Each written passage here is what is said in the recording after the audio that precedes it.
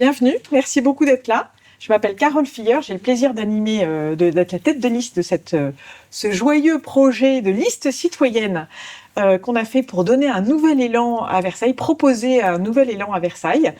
Donc on mène une série de réunions publiques, non pas uniquement pour partager nos idées, bien sûr je vais le faire, mais aussi pour engager une discussion. Ces réunions publiques sont filmées parce qu'on a à cœur de partager avec le plus grand nombre nos propositions, nos premières propositions, et susciter les commentaires. Et donc le replay il sera disponible sur YouTube. Alors, pourquoi est-ce qu'on s'est lancé dans cette aventure de liste citoyenne ?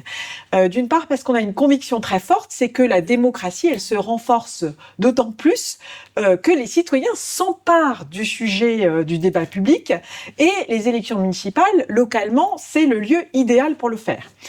C'est le lieu idéal, et d'autant plus que on s'est dit, faisons fi des étiquettes des partis politiques, réunissons plutôt des compétences variées, et donc on a aussi bien des étudiants de 18 ans que des retraités de 70 ans et plus. Notre liste va jusqu'à 86 ans. Aussi bien des gens qui sont sur des sujets d'éducation, des sujets du social, que des entrepreneurs, que des urbanistes, etc. Voilà, vraiment des compétences variées. On s'est dit, retronçons-nous les manches, ne nous demandons pas en premier ce qui nous écarte, ce qui nous met dans des cases d'orientation politique, mais demandons-nous qu'est-ce qu'on a envie, à quoi ressemblerait un projet enthousiasmant pour Versailles et Versailles Grand Parc à horizon 2032. Et on a travaillé en faisant quoi ? En tendant nos micros. On s'est dit, en fait, pour renforcer la démocratie, l'idéal, c'est d'être sûr d'être au plus près des besoins de chaque quartier, chaque génération. Et donc, on a fait une série d'enquêtes, des enquêtes famille en particulier. On sait que la place de la famille est très forte à Versailles. Donc, on a fait une enquête spéciale famille. On a fait une enquête commerçant. On a interrogé beaucoup d'associations. Et puis, on a fait des débats thématiques en réunissant des sachants par thème. Ce soir, on va parler d'une ville dynamique. Ça fait partie de nos piliers. On a 4 piliers dans notre projet: la participation citoyenne, la cohésion sociale, dont on a déjà parlé dans d'autres réunions, le dynamisme de la ville, et puis il y a un 4e sujet qui est la transition écologique, qui fera l'objet d'une 4e réunion publique thématique. Alors, dynamisme de ville, si je vous dis une ville dynamique, pour vous, ça fait écho à quoi ? Au commerce. Au commerce. On va parler de commerce. Le sport. Le sport. On va parler effectivement de sport.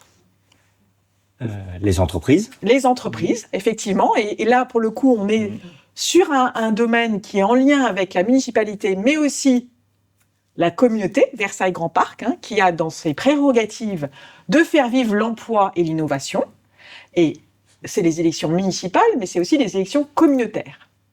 Une ville dynamique, Versailles dynamique. La culture. La culture, effectivement, est d'autant plus à Versailles, terre de patrimoine et qui fait rayonner sa culture. Alors, en parlant de patrimoine, les artisans aussi. Les artisans. Parce que Versailles, c'est une ville de patrimoine. Voilà, donc on a les entreprises, on a aussi les artisans. Ouais. Monsieur, vous, dynamisme de ville ? Non, je vous écoute. D'accord. Je suis venu pour vous écouter. Très bien, parfait. Madame ? Oui, un petit peu pareil, je découvre. Ok, parfait, d'accord, très bien. Tout à Je fait, respecte toutes les positions. Moi, j'aime bien avoir... Bienvenue, installez-vous. Des transports en commun aussi. Les directions amenées, j'allais parler, oui, en premier du fluide mobile. Oui, les transports en commun bien organisés. Enfin, voilà, Voilà, c'est exactement ce qu'on a mis. Alors, je rajoute un thème qu'on va aborder ce soir qui fait partie d'une ville plus dynamique à notre sens, surtout à Versailles, c'est le tourisme.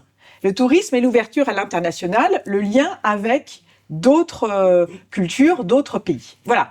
Donc, ce que je vous propose, c'est d'aborder ces différents thèmes. Il y a Sabri Belkhiria qui va nous rejoindre et qui abordera le sujet des commerces avec moi.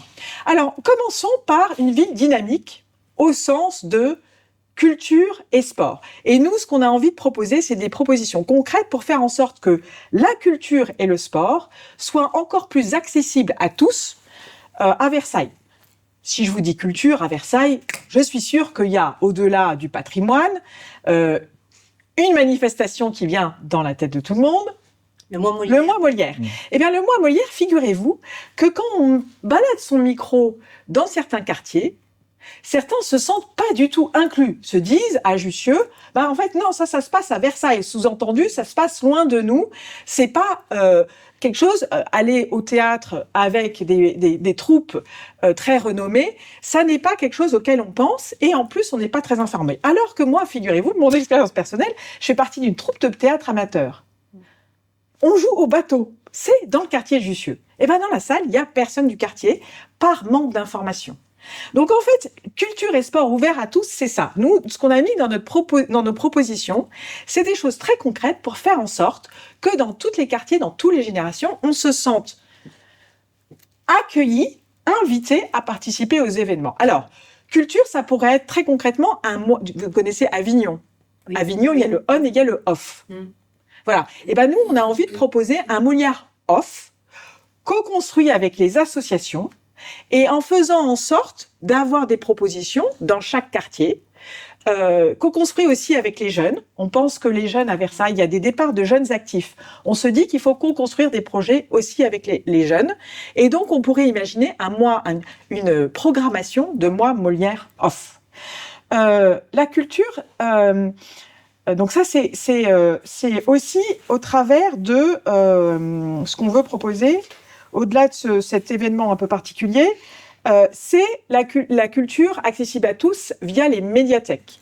Les médiathèques, il y en a certaines à Versailles, et il y a une toute nouvelle, je ne sais pas si vous êtes déjà allé, à l'Ancienne Poste, qui a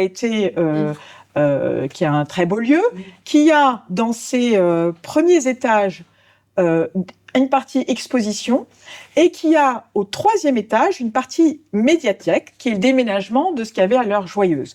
Nous, on pense qu'en fait, il faut laisser beaucoup plus de place à la médiathèque, que ça soit beaucoup plus accessible, même aux familles avec des poussettes, même aux personnes à mobilité réduite. Et donc, on propose que la médiathèque, et d'avoir d'autres espaces de médiathèque comme ça, où il y a une accessibilité élargie et beaucoup plus de place, y compris pour les étudiants qui sont en grand nombre, et c'est une chance à Versailles, mais qui se retrouvent assis par terre le week-end quand ils vont travailler, faute de place. C'est ça aussi, la culture accessible à tous. Dans une logique de dire, chacun à Versailles, vous êtes invité d'aller à la médiathèque, sachant que c'est un service gratuit qui a une énorme quantité de matériel disponible, mais là aussi parfois méconnu. On propose d'avoir une carte par enfant. On va à l'école publique à Versailles, ou privée d'ailleurs. On reçoit une carte matérielle qui démontre l'accès, parfois méconnu, à ces médiathèques. Et donc c'est un moyen de dire, tiens, tu rentres à l'école, tu as pour l'année, accès à la médiathèque. Il a en fait, l'enfant, pas de droit supplémentaire, c'est un droit qui existe déjà. Néanmoins, c'est un moyen un peu malin de matérialiser cet accès à la culture pour lui et pour sa famille. Bon, voilà. C'est quelques exemples très concrets de ce qu'on entend par la culture ouverte à tous. On pensait aussi, dans la même logique de co-construction, d'avoir un programme imaginé avec les 14-21 ans qui s'appelle « Un samedi soir à Versailles ». Quand vous interrogez les adolescents, les jeunes, ils se disent nous, c'est simple, si on veut se retrouver, on va place d'Hume. Place du marché, c'est là où vous voyez les cafés remplis selon le temps. Mais finalement, il n'y a pas tellement de lieux pour faire la fête, pour se retrouver, pour avoir des moments pour partager un moment de stand-up, aller voir voilà. Donc un programme, un samedi soir à Versailles, co-construit avec les jeunes Versaillais pour qu'ils se saisissent en fait de la capacité à imaginer, à être créateurs de projets pour la ville. Ça, c'est sur la culture, quelques exemples concrets. Sur le sport, alors au cœur de notre projet, j'ai déjà mentionné les associations pour la culture, c'est vrai aussi pour le sport. Vous connaissez le nombre d'associations à Versailles ? sur cette ville de 85 000 habitants, il y a 700 associations. Il y en a 145 qui sont subventionnées par la ville, mais il y en a plus de 700. C'est une très grande richesse. Et au cœur de notre projet, on pense que ça soit pour la culture, pour le sport, ou d'ailleurs pour d'autres actions de cohésion sociale, c'est un potentiel qui pourrait être encore plus exploité, à condition de renforcer les liens entre la mairie et les associations et de matérialiser ce lien sous la forme de conventions. De conventions où on se dit, tiens, on vous prête des locaux, vous avez la visibilité sur des locaux, vous avez de la visibilité aussi sur comment est-ce que, quand vous êtes le club de handball par exemple, vous pouvez venir dans les écoles faire des animations sur le périscolaire, mais pas juste pendant 3 mois, mais pendant peut-être 3 ans, en construisant un projet qui permet à l'association de réellement prévoir ses animateurs, peut-être de recruter un salarié. On commence à aller vers le sujet de l'emploi. Donc voilà, convention avec les associations sportives, en leur mettant à disposition des locaux, des infrastructures sportives, au bon dimensionnement. Là, on a un vrai sujet. On a rencontré aussi bien les dirigeants du club de foot de Versailles, du club de rugby, du club de handball, du j'en passe et des meilleurs. Tous nous disent, on a des infrastructures à Versailles sportives qui existent, qui ont le mérite d'exister par rapport à d'autres villes, mais qui sont sous-dimensionnées par rapport aux besoins. Le foot refuse des enfants et le rugby refuse des enfants tous les ans à Versailles. Donc, alors que c'est une chance, on sait bien qu'on est dans une société de plus en plus sédentaire où l'appel des écrans est phénoménal. Et donc, d'avoir cette incitation pour nos enfants, pour nos jeunes et les moins jeunes d'ailleurs, à être en mouvement, à être dans une vie moins sédentaire et en tout cas active avec de l'activité physique, c'est quelque chose de très précieux, à condition d'avoir les bonnes infrastructures. Alors on pense que il y a des choses qui sont assez faciles à faire. Je vais prendre quelques exemples concrets et puis d'autres qui demandent plus d'investissement. Les choses très faciles à faire. Montboron a un stade avec le fameux sujet de l'éclairage. Est-ce que vous avez entendu parler du sujet de l'éclairage pour permettre à notre club de foot professionnel, en National 3, de jouer à Versailles? Vous savez qu'on a un club de foot à Versailles. Oui. Vous savez qu'il y a le club amateur qui accueille tous les enfants. Il y a le club professionnel qui a des très beaux résultats, mais qui ne joue pas à Versailles et qui ne s'entraîne pas à Versailles. C'est dommage, alors que le foot dans beaucoup d'autres villes est un élément véritablement fédérateur qui suscite l'enthousiasme, qui permet à d'autres villes d'être très dynamiques. Et donc ça, peut-être avez-vous entendu parler du débat de dire oui, mais alors les architectes bâtiments de France ne permettent pas l'éclairage, ce n'est pas compatible avec la présence du château. Eh bien, figurez-vous que ça, c'est un débat qui a été clos.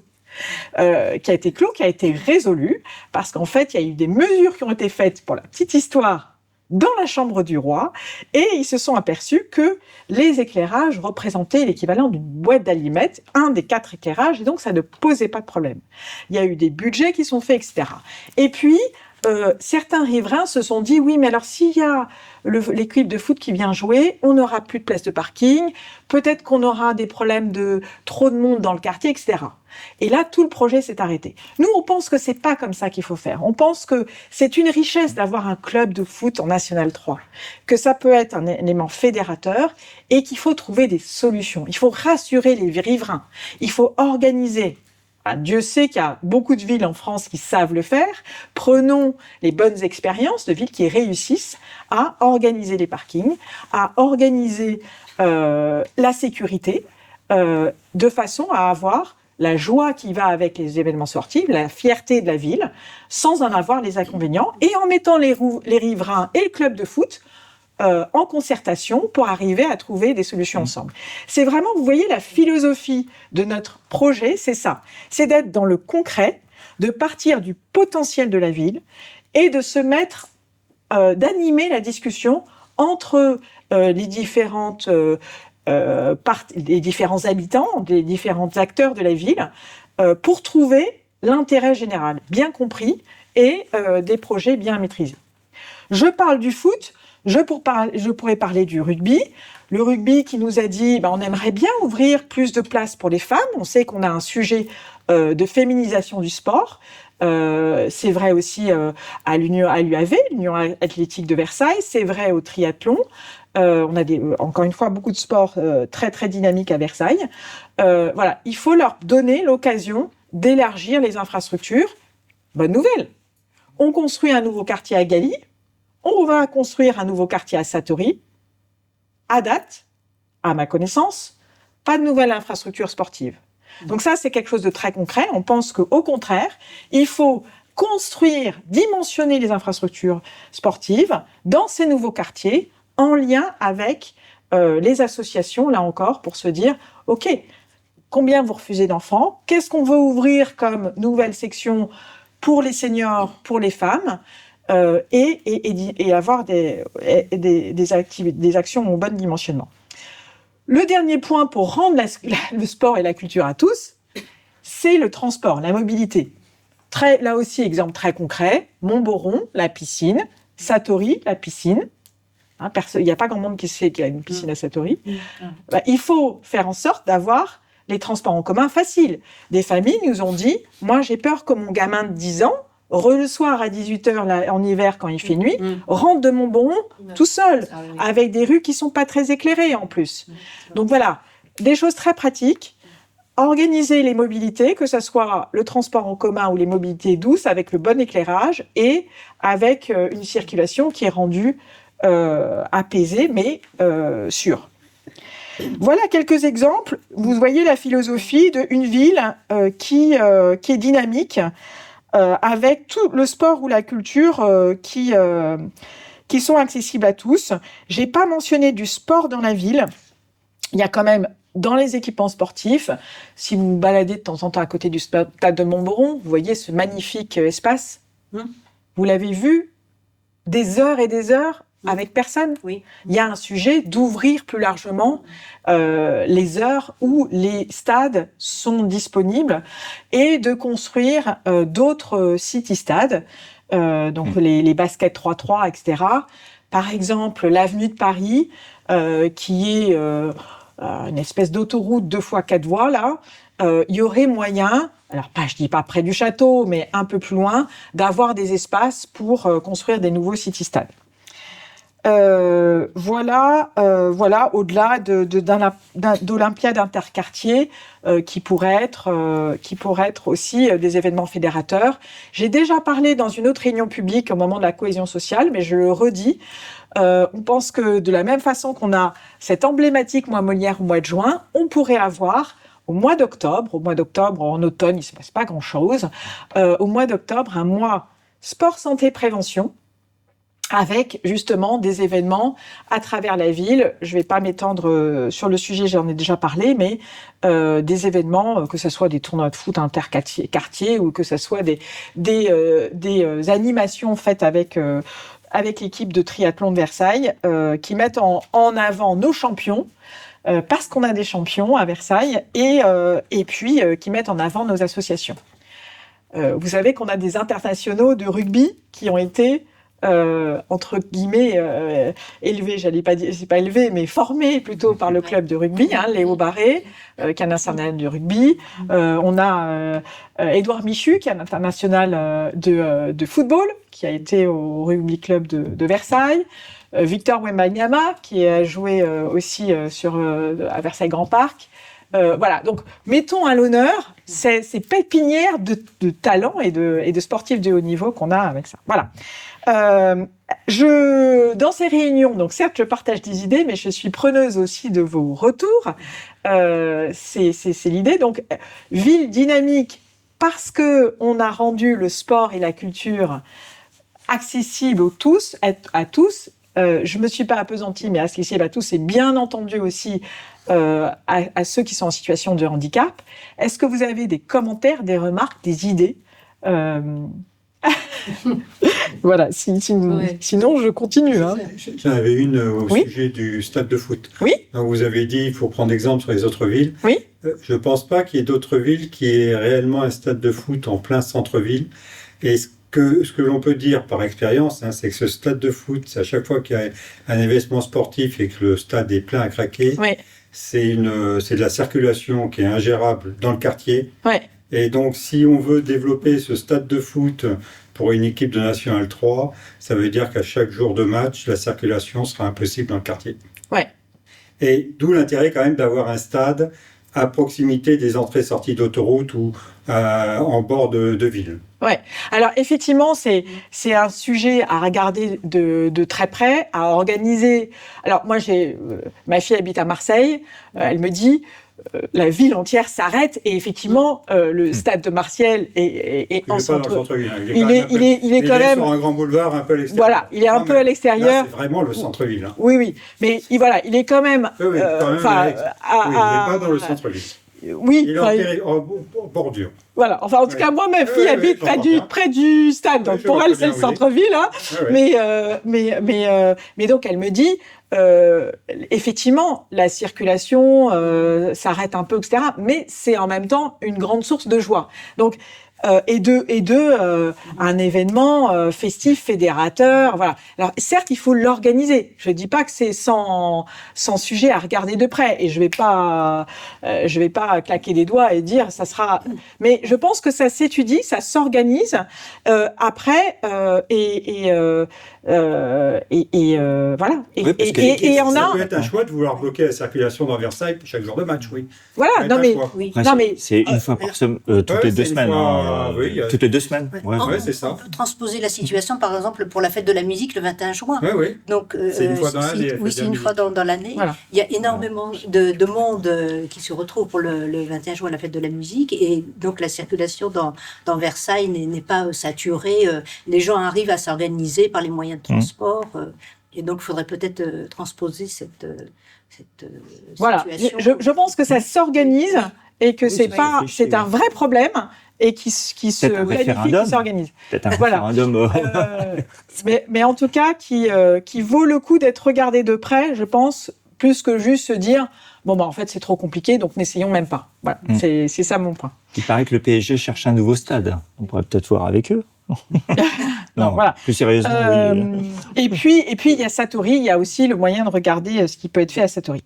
Alors, ça, c'est le premier sujet sur une ville plus dynamique. Une ville plus dynamique, c'est aussi un territoire d'innovation et d'emploi. Et donc, là, je veux bien que tu viennes me rejoindre, Arnaud, toi qui es créateur d'entreprise. Et je veux bien juste que tu partages ton expérience et que tu dises... tu restes debout ou tu t'assieds comme tu préfères, mais que tu nous dises un peu quels sont les ingrédients que tu attends d'une ville ou que tu vois pertinents d'une ville quand tu crées une entreprise. Oui, complètement. Alors, effectivement, je suis multi-entrepreneur, donc j'ai créé plusieurs entreprises avec plus ou moins de réussite. Je suis aussi investisseur dans des startups, en particulier dans le médical et dans le recyclage du plastique. Donc ça, c'est ma passion. Les entreprises, tout ce qui est business, tout ce qui est l'écosystème autour du business, création d'emplois, etc. Alors, effectivement, un entrepreneur, ce dont il a besoin, déjà, c'est un cadre. C'est-à-dire qu'il a besoin d'un lieu où il va se sentir épanoui. On parle souvent d'investissement, on parle souvent de capital, etc. Mais il n'y a pas que l'argent au niveau des entreprises. Lorsqu'on crée, on regarde d'abord où est-ce qu'on peut s'implanter et comment. Et est-ce qu'il y aura un accompagnement qui va être digne de ce que nous on ambitionne, et en particulier je pense aux incubateurs, et ça c'est un sujet qui est très sensible parce que il y a un match entre les villes qui essayent de récupérer justement ces entrepreneurs, parce qu'on sait tous que ce sont eux les créateurs des futures richesses, et donc dans le match je dois reconnaître que Versailles a un peu de retard. Disons qu'on a un voisin qui est très dynamique, qui est 50 ans en Yvelines. On a aussi Paris, effectivement, qui vampirise, j'allais dire, la majorité des startups. Il faut savoir que l'Île-de-France, c'est la région la plus dynamique dans ce sens-là. Donc, pour ces jeunes entrepreneurs, qu'est-ce qu'on peut leur apporter ?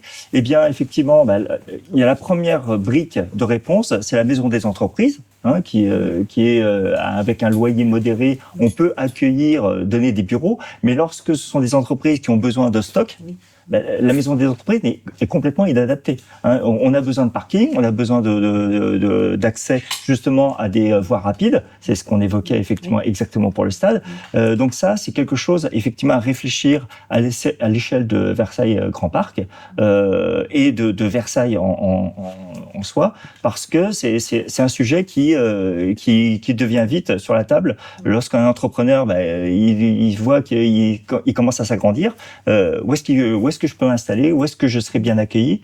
Et puis ensuite, il faut reconnaître que les politiques, ils sont aussi là pour aider l'entrepreneur. J'entends par là qu'il aura un soutien.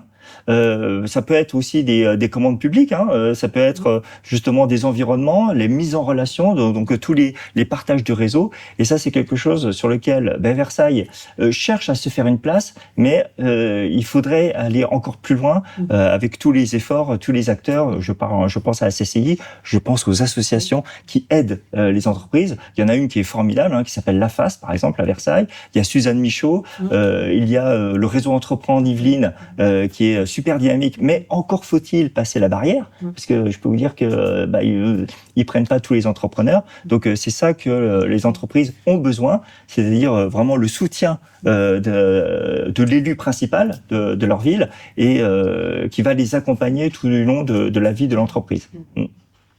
Merci beaucoup pour ce témoignage. Merci Arnaud. Donc, du coup, qu'est-ce qu'on propose ? On a vraiment envie, on a la conviction très forte que Versailles et Versailles Grand Parc ont un formidable potentiel, encore une fois, qui pourrait s'épanouir plus largement. Et d'une part, là aussi, en misant sur les forces. Alors, qu'est-ce que c'est que les forces sur l'entrepreneuriat ? C'est d'abord de regarder qu'est-ce qu'il y a comme école, comme vivier, comme étudiant, comme chercheur. Au bout de Boulevard de la Reine, je ne sais pas si vous savez, à l'UVSQ, il y a un laboratoire de mathématiques, le laboratoire de mathématiques de Versailles. À un moment où l'intelligence artificielle appelle beaucoup d'innovations, justement en lien avec les mathématiques, on pense que ça peut être l'occasion de faire naître une pépinière d'entreprise en lien avec ces chercheurs. Deuxième domaine d'excellence qu'on aurait envie, sur lequel on aurait envie de miser, c'est l'environnement. Je ne sais pas si vous connaissez l'Institut supérieur de l'environnement, qui est, quand on va vers la gare des Chantiers, là aussi pareil, avec l'école du paysagisme, là aussi il y a moyen, on est dans une époque où on parle de transformation durable de notre économie, de notre ville, là aussi il y aurait un moyen de créer une pépinière d'entreprise et des incubateurs, comme tu évoquais, autour des sujets environnement. Troisième sujet, Nadia, tu l'as évoqué, il y a l'artisanat, il y a le campus de Versailles qui a été inauguré il y a quelques années, formidable école sur l'artisanat, des métiers d'art. Troisième domaine d'excellence sur lequel on pourrait bâtir une image de Versailles et faire s'agréger en fait des entreprises avec ce que tu disais Arnaud, l'idée de se sentir soutenu parce qu'on est dans un pôle d'excellence qui grandit. Et puis le quatrième thème, c'est la défense. Versailles est aussi connu pour sa présence militaire. Il y a KNDS qui est une entreprise de défense capitale pour notre défense européenne et qui est basée à Satory. Et donc là aussi sur la défense, on pourrait à un moment ô combien stratégique pour notre autonomie européenne, sur la défense, on pourrait bâtir là aussi un pôle d'excellence. Et ça, je parle de Versailles. Tout ça est à réfléchir plus largement à la maille de Versailles Grand Parc, mais je pense que là, on tient 4 thèmes intéressants. Et avec, comme tu le disais très bien, et ce qui est complètement au cœur de notre projet, l'animation de ces réseaux en travaillant de concert avec la CCI, avec la BPI, avec les chambres des métiers, pour construire, en fait, c'est pour toutes les tailles dans une entreprise, qu'elles soient des start-up, qu'elles soient plutôt déjà un petit peu installées, ou des grandes entreprises qu'il ne faut pas oublier, d'avoir tout le soutien sur lequel elles peuvent, qui leur permettent de grandir, de se développer.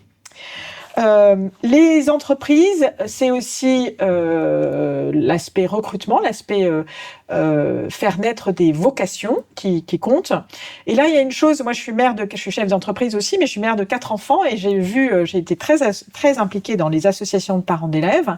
Et une chose qui m'a frappée, c'est que dans chaque établissement, collège et lycée, il y a cette volonté, et ça fait partie du programme habituel, de faire des forums des métiers.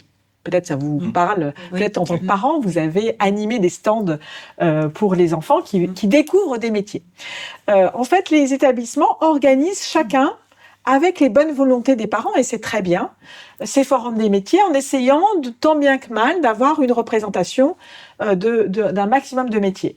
Là, je pense qu'il y a un potentiel inexploité pour se dire, en fait, faisons connaître les entreprises qui sont en Versailles, travaillons avec la CCI, pour réellement avoir une représentation complète des métiers, y compris les artisans, y compris les métiers de bouche, y compris les métiers du care, dont on sait qu'avec la transition démographique, on en a besoin de plus. Et c'est pas, voilà, ne nous retrouvons pas seulement à Auch parce que les parents sont en grande majorité ingénieurs, cadres, avocats, j'en passe et des meilleurs, médecins, avec seulement ces métiers-là représentés.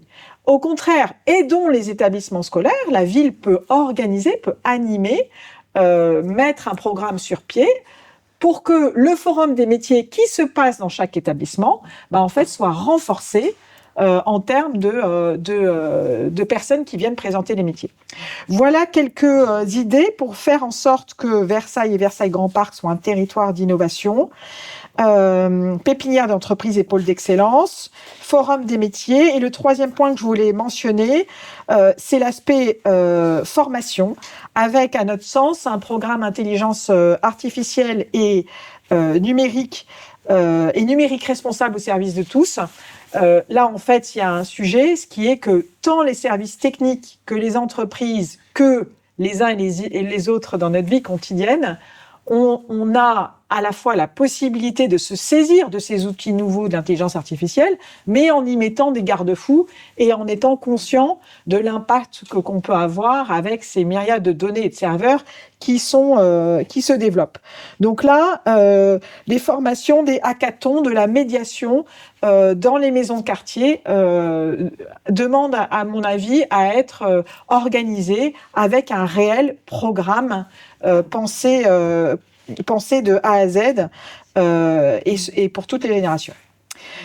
Avec une idée en tête, moi, ce qui m'a frappé quand j'ai plongé un peu dans les statistiques, je me suis plongée un peu dans les statistiques.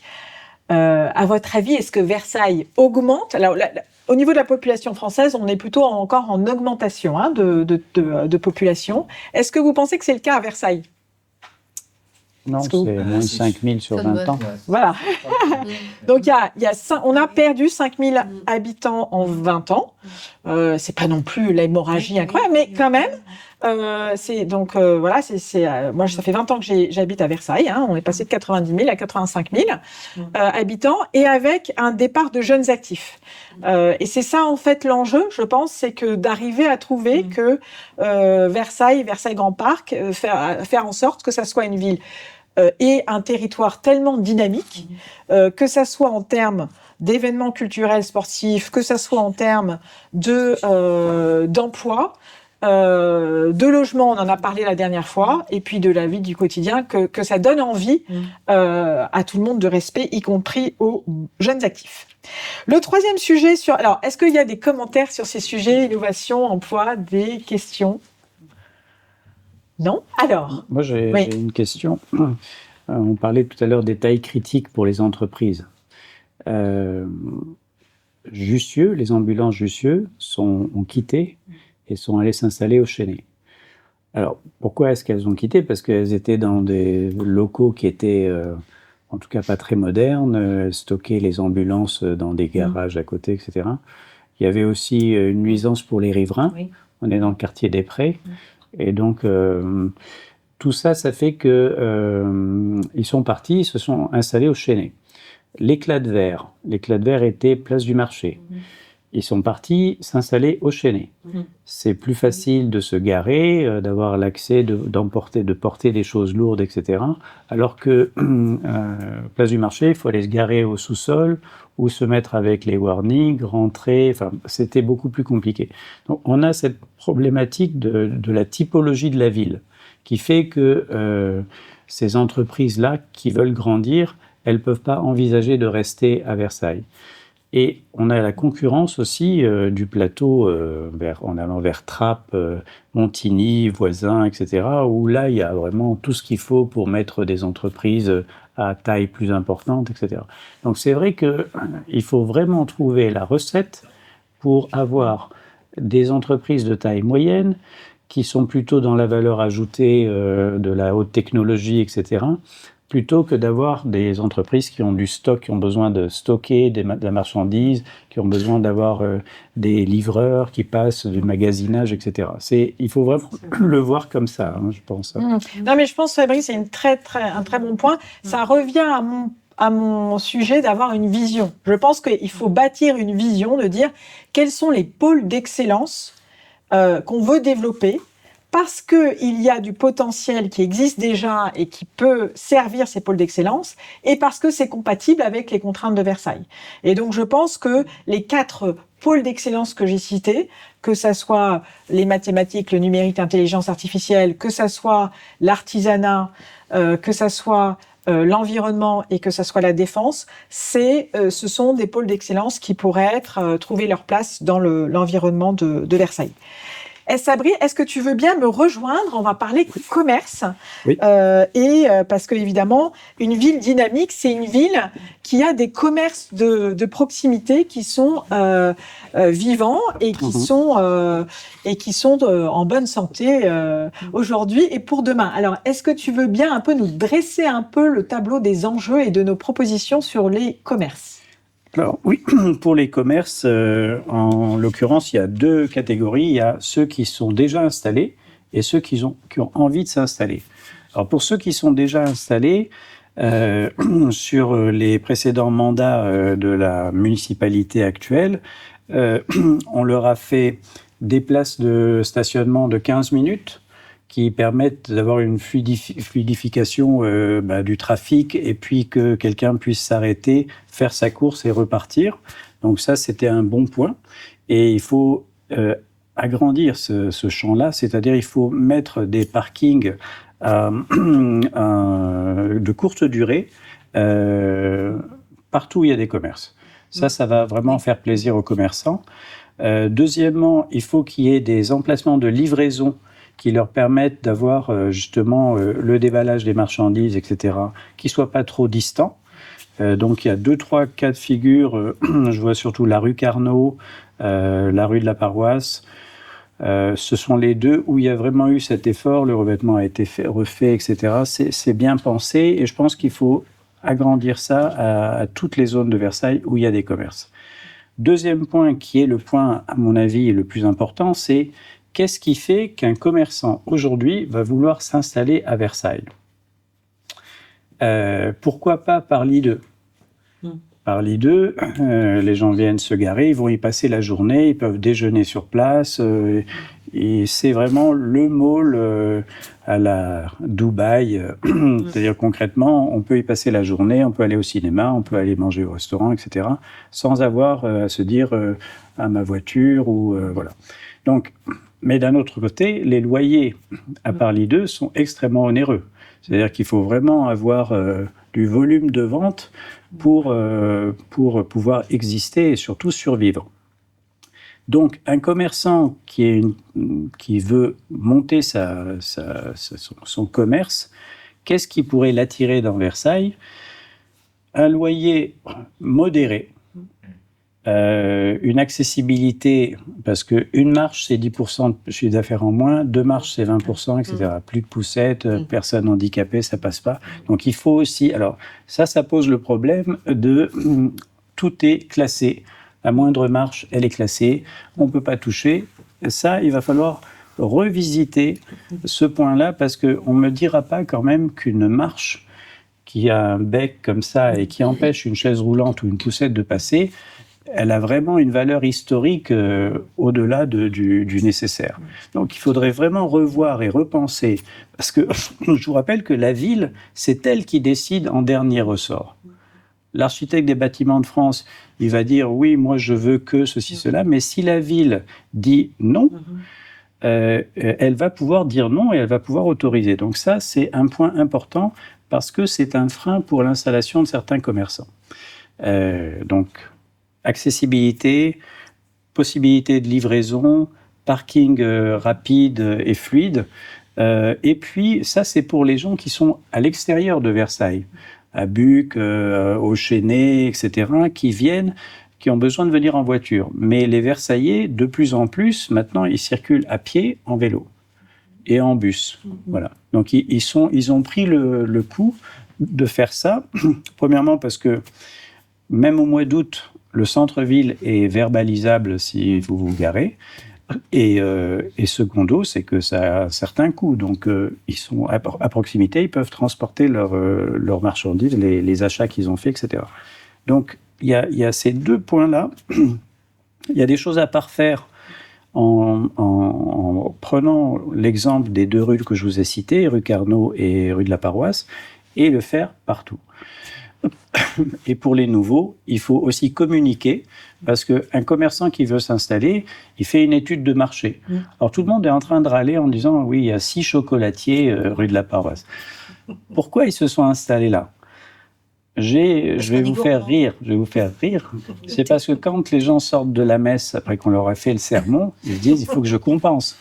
Et devant eux, ils ont des chocolatiers. Voilà. C'est peut-être une idée complètement saugrenue, je l'accorde. Mais on ne choisit pas, c'est-à-dire on ne peut pas obliger un commerçant à ne pas s'installer à un endroit. C'est son droit, c'est la liberté. Il prend un risque. Il prend un risque, eh bien, ce risque, il est calculé. Voilà.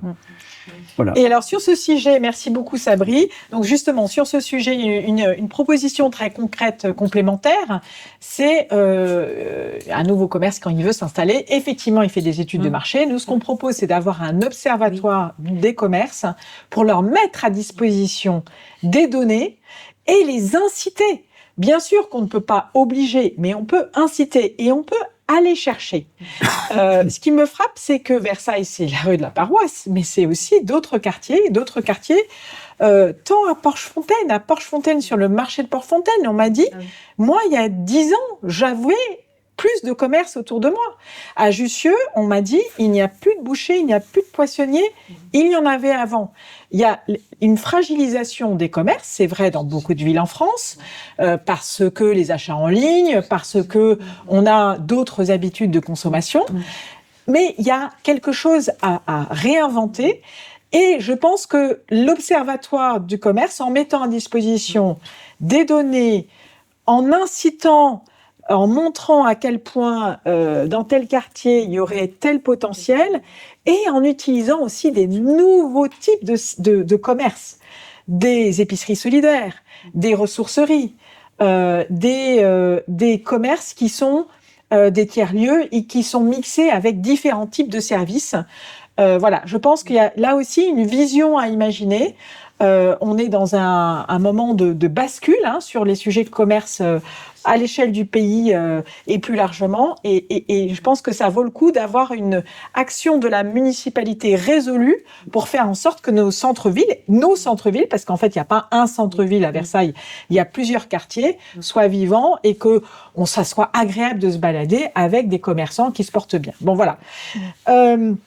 Donc ça, c'est sur le sujet commerce, et je reviendrai pas sur tout ce que tu as dit, qui est très juste, de faire en sorte que la mobilité soit pensée et les places de stationnement pour tous les types de mobilité, y compris les stationnements vélos, soient pensées au bon dimensionnement. Et puis une ville attractive et rayonnante à Versailles. C'est une ville aussi où le tourisme bénéficie au commerce de Versailles. Alors ça, c'est un serpent de mer. Hein. Moi, j'ai l'impression que depuis que j'habite à Versailles, on se dit, mais comment on fait pour que les touristes n'aillent pas en ligne droite de la gare au château et du château à la gare? Peut-être qu'il y a quand même quelque chose à inventer. Il y a quelque chose à inventer avec une expérience touriste repensée avec le château. On sait que les touristes aiment bien notre culture à la française. On a vu les films Emily in Paris. Comment est-ce que on a du soft power imaginé à Versailles? Il y a des films qui sont tournés à Versailles. Comment est-ce qu'on joue là-dessus? Comment est-ce que on a une expérience avec des dégustations, avec des expériences peut-être de vie à l'époque, à différentes époques emblématiques de la vie de la ville de Versailles, que ça soit à l'Ancien Régime ou à la Révolution française, qui font que, en fait, on arrive à avoir une expérience de touriste, pas seulement au château, mais aussi dans les cœurs de ville à Versailles. Et le dernier point, une ville attractive et rayonnante, c'est une ville ouverte à l'extérieur. Combien y a-t-il de jumelages, à votre avis, entre Versailles et des villes à l'international? 3. Il y en a 3, mais il y en a un. Tu es généreux parce qu'en fait, il y en a un tout petit peu actif avec la ville de Potsdam. Nous, on pense qu'au contraire, il y a un fabuleux potentiel à aller chercher. Versailles est connu dans le monde entier. Comment est-ce qu'on en fait une ville bâtisseuse de ponts avec les villes en Europe? L'Europe, elle est d'autant plus forte que les gens se connaissent, que les villes se connaissent. On pourrait imaginer construire un réseau de villes qui ont des châteaux, parce que les jumelages, le principe, c'est de se jumeler avec des villes qui partagent des points communs. Donc nous, on a un très beau château. On n'est pas la seule ville en Europe à avoir un très beau château. Les jumelages, ça sert à quoi? C'est ça qu'on m'a dit parfois sur les marchés. Mais ça sert à quoi? Ça sert à plein de choses. Ça sert à faire des échanges culturels, étudiants, et d'écoliers, d'équipes sportives. Moi, je me souviens que mon gamin de 10 ans a été mais extrêmement fier d'être allé jouer à Potsdam au foot. Il s'en souvient toute sa vie. Voilà, donc des échanges comme ça, des échanges entre élus. Parce que figurez-vous que les élus des Pays-Bas, ils ont réussi à craquer la part modale du vélo bien mieux que nos élus en France, où on est toujours à 1 ou 2%. Les élus dans les pays du Nord sont arrivés à travailler sur l'intergénérationnel beaucoup mieux que nous. Donc vraiment, sur chaque sujet de la compétence de la ville, on a beaucoup à apprendre en ouvrant les portes au-delà de la France à l'international. Et on a une richesse, là aussi un potentiel énorme. C'est qu'on a une attractivité, un nom Versailles qui peut tout à fait donner envie à des villes de construire quelque chose. Voilà ce qu'on a un peu dans notre idée de ville où culture et sport sont accessibles à tous, où une ville et un territoire d'innovation et d'emploi, une ville et un territoire attractif et rayonnant. Et c'est ça qu'on entend par le dynamisme de ville. Commentaires, questions?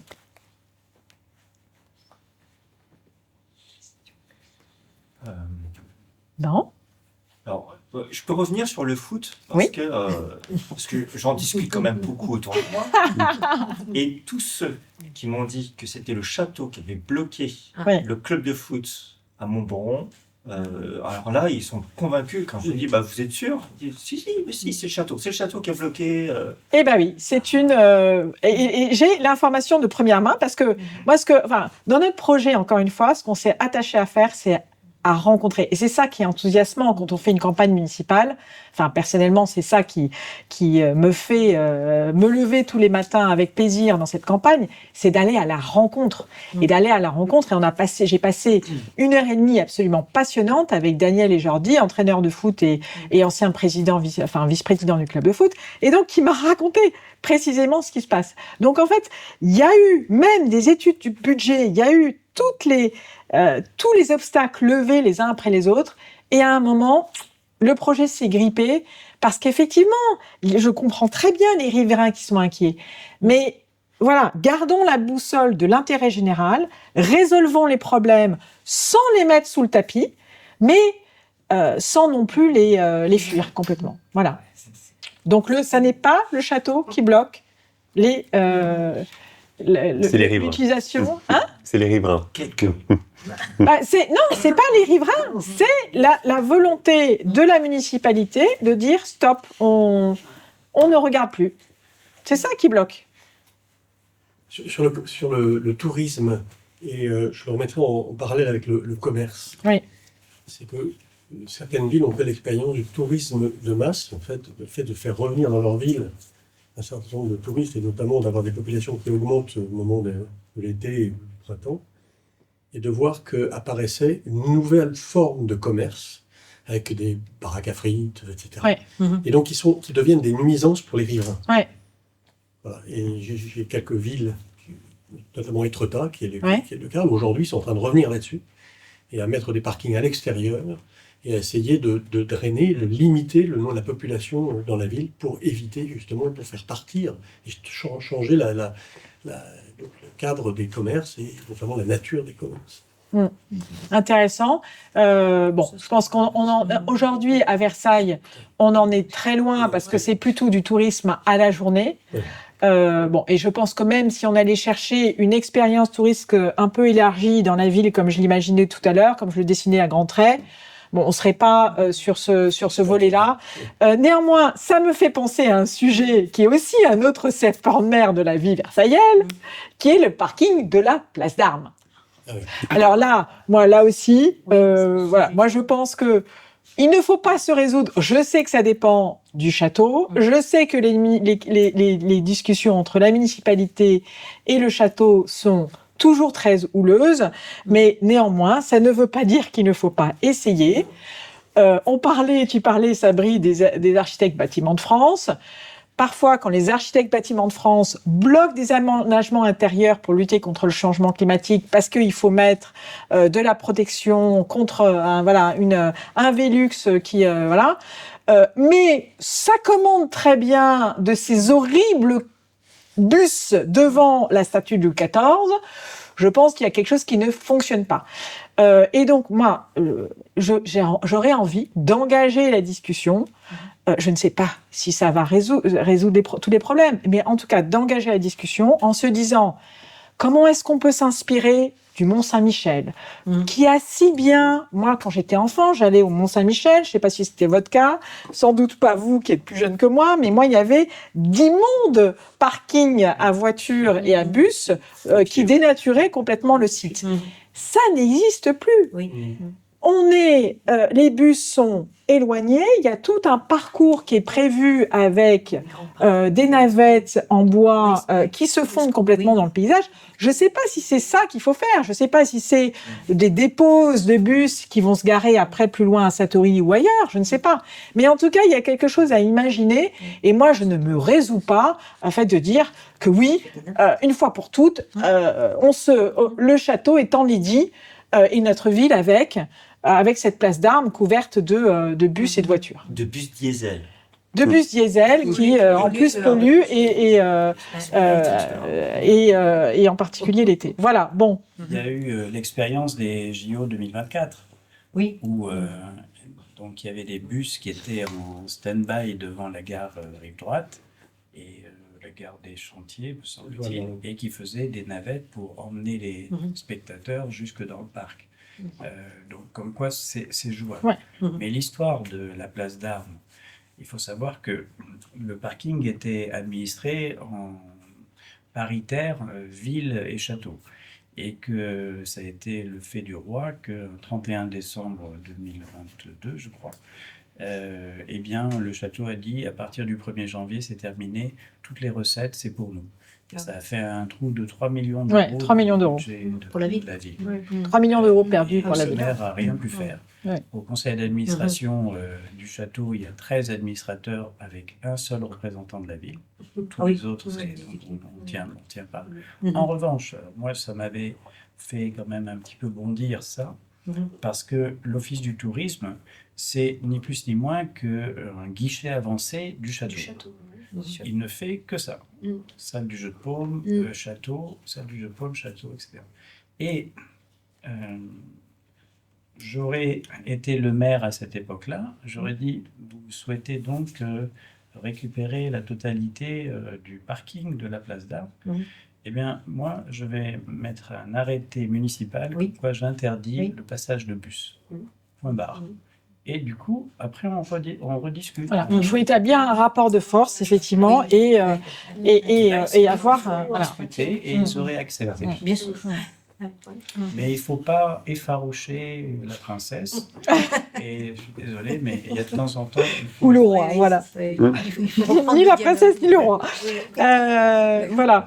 Bon, voilà. Donc, je voudrais rappeler, en guise de conclusion, que voilà, on s'attache avec notre projet de liste citoyenne sans étiquette de parti politique, à mettre sur le débat public une vision de ville plus proche de ses habitants, plus dynamique, plus durable. Plus durable, ça fera l'objet de la prochaine réunion publique qui est jeudi.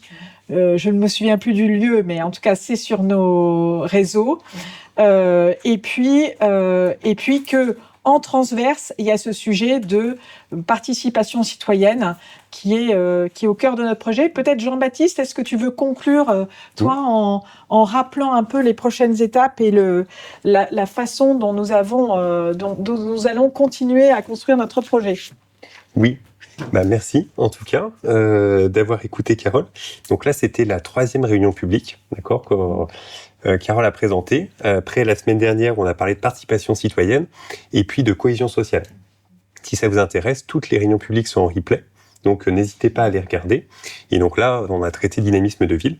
Et donc, en effet, jeudi, à Pierre-Corneille, donc dans le quartier de Porche-Fontaine, on va parler de ville plus durable, avec notamment comment s'adapte la ville par rapport aux transitions démographiques et puis face à la crise écologique.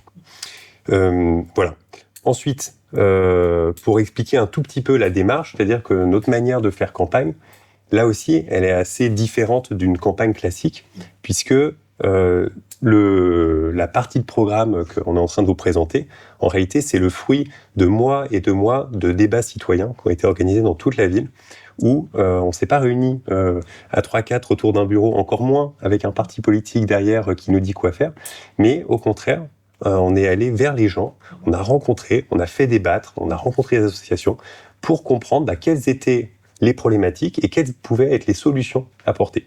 En plus de prendre exemple aussi sur d'autres villes qui ont pu amener ce genre de manière de faire dans la ville. Et donc, simplement, on a notre équipe, en fait, on a une centaine de personnes, en réalité, qui travaillent là-dessus. Donc, pour la liste, il y a besoin de 55 personnes. Il y a des personnes qui ne sont pas sur la liste aussi, qui participent, qui peuvent nous aider à tracter, à apporter leurs idées, etc. Et vous pouvez nous retrouver sur les réseaux sociaux, que ce soit sur Instagram, sur Facebook, on a le site internet et puis on a aussi une chaîne YouTube dans lequel vous pouvez voir un petit peu tout ce qui s'est fait là-dessus. Voilà. Est-ce que il y a autre chose, Carole? Non, très bien. Et puis avec une série d'autres réunions qu'on va faire en mars, et je signale le mardi 10 mars à 19h30, un débat, un regard croisé. Mon amie Corinne Lepage, qui est une avocate, l'avocate de référence en France sur le droit de l'environnement et qui est l'ancienne ministre de l'Environnement, me fera l'amitié de débattre sur le sujet du rôle de la ville dans la transition écologique.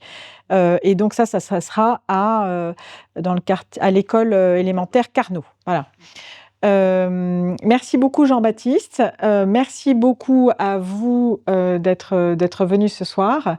Et on est ouvert à toutes vos idées, vos propositions, vos commentaires. Ça continue à nous réjouir d'avoir ces débats. Pour moi, c'est le moyen, de lutter contre l'abstention, c'est de montrer qu'on peut avoir des débats enthousiasmants, enrichissants, et de lutter contre la montée des populismes et des extrêmes de tous côtés, qui, à mon avis, fragilisent notre démocratie. Moi, ce qui me tient à cœur, c'est de faire en sorte que mes 4 enfants aient envie de voter pour un avenir radieux, construit avec eux, et qu'on s'éloigne de la trumpisation ou autre avenir beaucoup moins radieux. Voilà, merci beaucoup. Merci. Merci. Merci.